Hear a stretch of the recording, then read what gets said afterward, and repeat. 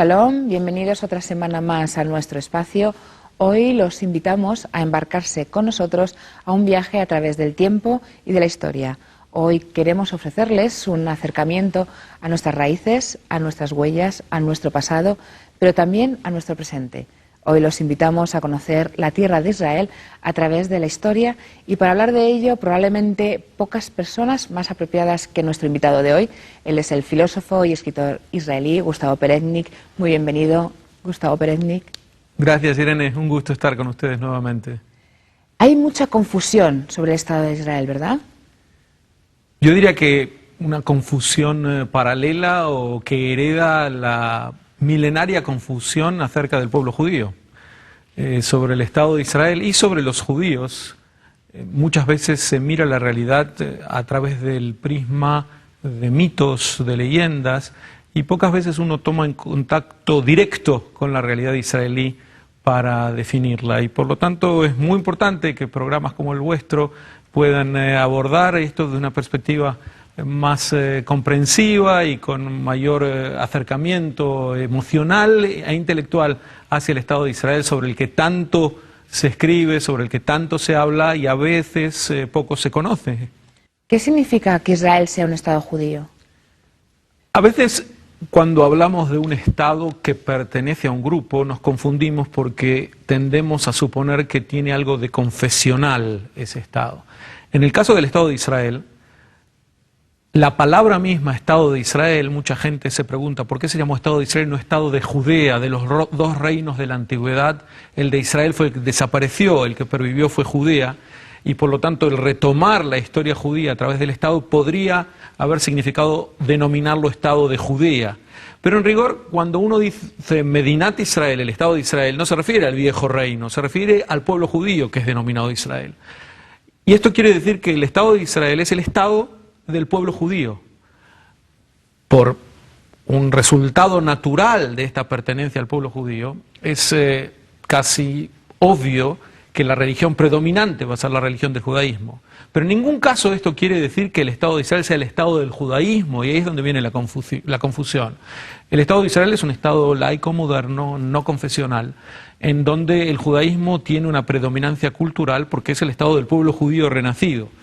Entonces digamos que cuando Teodoro Herzl, el gran visionario moderno del Estado judío, escribe su libro allá por 1895, que se llamó El Estado judío, no tenía en vista un Estado judaico, el Estado del judaísmo, sino al pueblo judío renacido, regresando a su tierra milenaria, y este pueblo, protagonista de su propia historia, era el que construía el Estado.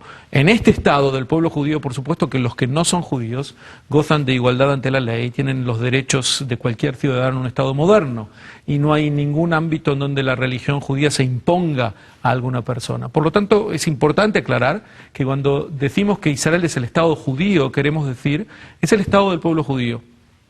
Y que es un Estado donde se descansa en Shabbat, en sábado, y no en domingo como en el mundo cristiano, y no en viernes como en el mundo islámico. Hay uno de los 192 países del mundo que le ha tocado en gracia ser el heredero del pueblo judío en la historia. Porque Gustavo, ¿en qué se manifiesta la judeidad del Estado? Yo diría que el calendario judío es el que priva en el Estado de Israel, las festividades que se celebran son las festividades judías, el idioma que se habla es el idioma hebreo, el idioma del pueblo judío, el libro que se estudia en todas las escuelas y no desde un punto de vista necesariamente religioso es el Tanaj, la Biblia hebrea, que es el libro nacional del pueblo judío con su historia. Los lugares geográficos hablan a las claras de un pasado judío. Es el Estado que se autoasume como Estado del pueblo judío. Sus símbolos son los del pueblo judío, la menorá, el candelabro, es el escudo del Estado de Israel, la bandera del Estado de Israel tiene la estrella de David y las dos franjas que recuerdan a un talit, a un manto ritual. En fin, todo lo que tiene que ver con simbología, con idioma, con autoasunción o autodefinición como Estado judío, y además cuestiones demográficas básicas. La mitad de los judíos del mundo más o menos viven en el Estado de Israel, y es el único que tiene un porcentaje de judíos tan alto, más del 80% de los habitantes de Israel son judíos, en ningún otro país se da esta proporción. Todo esto en conjunto, y casi no he hablado de temas religiosos, expresan esta judeidad del Estado. Una pregunta que mucha gente se hará. ¿Crees que el Holocausto tuvo un rol para la creación de ese Estado de Israel? Yo creo que tuvo un rol, pero inverso de lo que en general la gente supone. Porque el movimiento de renacimiento del pueblo judío para crear un Estado judío en nuestra era nació muchísimo antes del Holocausto, es decir, como mínimo 100 años antes. Y por lo tanto, el Holocausto no obró como justificación del Estado de Israel, como muchos lo presentan, sino casi como un golpe mortal. El sionismo, tratando de construir este Estado judío, llegó tarde en su carrera con el tiempo. Una tercera parte del pueblo judío fue exterminada durante el Holocausto, en la Segunda Guerra Mundial, y el Estado judío, si bien debido al Holocausto es casi el único Estado del mundo que puede decir de sí mismo: yo era indispensable para salvar millones de vidas humanas, urgente su creación. Si bien puede decir esto de sí mismo, el hecho es que llegó tarde, el Holocausto se produjo, la tercera parte del pueblo judío fue inmolada, y esto obró en contra de las posibilidades de crear un Estado mucho más fuerte, como hubiera sido si había 6 millones de judíos más que podían inmigrar a él. Lo que probablemente cabe decir desde la otra perspectiva es que durante un tiempo generó el Holocausto una conciencia colectiva entre los no judíos acerca de cuán necesaria era la creación de un Estado para dar refugio a tantos judíos perseguidos. Pero esa conciencia duró un tiempo nada más y no fue la determinante en la creación del Estado de Israel. Yo diría que si el Holocausto jugó un rol, este rol fue sumamente negativo. Retrasó las grandes posibilidades del Estado de desarrollarse sin tanto trauma y sin tanta muerte. Si tuviéramos que destacar algún área del Estado de Israel en cuanto a los logros, ¿cuál podemos destacar? La verdad es que no sabría por dónde empezar. El Estado de Israel es uno de los, creo que solamente 8 países del mundo, y tan pequeño como es, que tiene logros astronómicos de enviar satélites al espacio con sus propios recursos, algo que muy pocos países han logrado. Es, si no el primero, uno de los 2 primeros países del mundo en publicación de libros per cápita, en cantidad de museos per cápita, cantidad de ingenieros, de médicos, de profesionales, en compañías innovadoras de tecnología.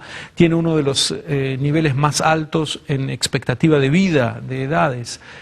En fin, los logros que ha generado este Estado en una historia tan breve, disecado pantanos, revivido a un idioma milenario, trayendo refugiados de todo el mundo, gente perseguida que llegaba sin nada y que pudo acceder a una economía que es una economía bastante de bienestar, con la mejor medicina del mundo, la mejor cibernética del mundo. No hay país que cree más programas de computación que el Estado de Israel, que tenga una catarata de patentes, de inventos, con un renacer del judaísmo a través de sus yeshivot, sus academias de estudio talmúdico, sus universidades. Es encandilador cuando uno se asoma a los logros que este Estado ha producido en tan poco tiempo, y por lo tanto es casi natural que los judíos en su abrumadora mayoría se sientan tan orgullosos de que el siglo XX les haya deparado semejante milagro. Gustavo, como filósofo, ¿cómo crees que ha influido la creación de Israel en el pueblo judío? Le ha dado una columna vertebral al pueblo judío, que venía después de tantas persecuciones y de tantos traumas, reencontrarse primero con su tierra milenaria en lo que constituía casi una imposibilidad hasta ese momento, una utopía. Además, una difusión de la cultura judía que sería inimaginable sin que fuera irradiada del Estado de Israel hacia todas las diásporas judías.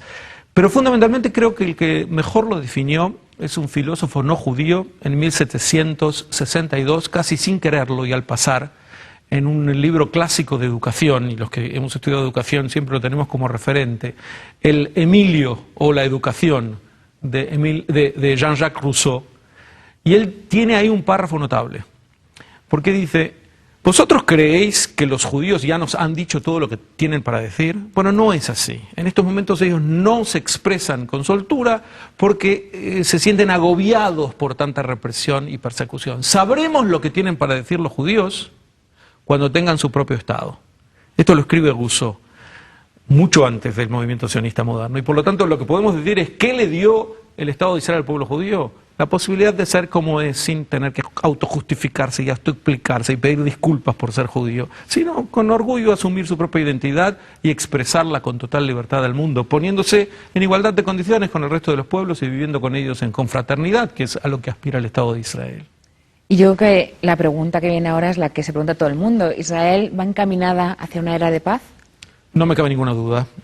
La era de paz a la que nos encaminamos tiene 2 pasos adelante, 1 atrás, 3 adelante, 1 atrás, pero estamos encaminados. En el Estado de Israel conviven una minoría de árabes con una mayoría de judíos, y la mayoría de árabes tienen todos los derechos, son parlamentarios, jueces, periodistas, aún embajadores del Estado de Israel, se expresan con total libertad, mucha más que en los países que rodean al Estado de Israel, y por lo tanto esta paz es parte de la que se puede irradiar hacia el Medio Oriente. Tengamos en cuenta que con sus 2 principales vecinos Israel tiene tratados de paz desde hace mucho tiempo, con Egipto y con Jordania, y sin ninguna duda va a lograr los mismos tratados de paz con el resto de las naciones. Es a lo que Israel ha aspirado desde su creación. ¿Cuáles son los principales factores para cuando se creó este Estado de Israel? Me remito a otro libro de Herzl, menos conocido, el Alt-Neuland, Vieja y Nueva Patria, que era una novela utópica en la que él expresaba cómo se imaginaba que iba a ser el Estado judío cuando naciera. Y esto lo escribió medio siglo antes de que naciera. Y lo notable es el final. En realidad la novela es muy atractiva en su conjunto, pero al final hay alguien que pregunta, ¿y de dónde vienen estos logros? Y está ahí el dilema: ¿acaso es por la tecnología moderna, por la voluntad del pueblo judío, por la cultura renacida, por la fe en la justicia? ¿Qué es lo que crea el Estado de Israel? Esta voluntad inquebrantable de las generaciones de judíos que llegaron a él. Y termina el libro Herzl, que no era un hombre especialmente creyente, diciendo: y se puso de pie el Rebí Shmuel, que casi no había aparecido en toda la novela, y dijo: el Altísimo. Él fue el que crea. Yo diría que la fe que nunca flaqueó del pueblo judío a lo largo de la historia tuvo un componente central en la creación de este Estado. Gustavo, hace poco has escrito un artículo que se llama Israel en el 2040. ¿Qué realidad nos propones para ese 2040? ¿Y crees que va a ser posible? Gracias por haberlo leído. El artículo se refiere a la primera novela hebrea de ciencia ficción. En 1892, el Hanan Levinsky escribe una visión de cómo va a ser Israel en el 2040. Y se imagina una sociedad tecnológicamente avanzada, con puertos y aeropuertos y carreteras, y con las aguas del mar muerto totalmente salinificadas, y un Estado que realmente es la gloria del pueblo judío, y en una buena medida es el logro que ya vemos. Levinsky agrega a esto el logro cultural del hebreo renacido, que también lo estamos viendo. Falta el componente de la paz del que hablábamos antes, y no me cabe duda de que para esa época lo vamos a haber logrado. En todo caso, te pido que hagamos un programa juntos. Sí, es lo que te iba a decir. En el 2040. En el 2040 te emplazamos y vemos el resultado. Me dices la fecha y la hora y aquí estaré. Bueno, pues ya sabes, esperemos que sea un domingo y por la mañana. Ha sido un verdadero placer, Gustavo Peregnik, tenerte un día más con nosotros y compartir todos tus conocimientos. Gracias a ti, Irene. Y a ustedes nos despedimos hasta la semana que viene. Ya saben que el programa Shalom pertenece al proyecto de comunicación de la Federación de las Comunidades Judías de España. Estamos abiertos a sus dudas y sugerencias, que lo pueden hacer llegar a la dirección que ven abajo en pantalla. Asimismo, si quieren volver a ver este programa, lo pueden hacer a través de la web de Televisión Española, www.rtv.es. Hasta la semana que viene. Shalom.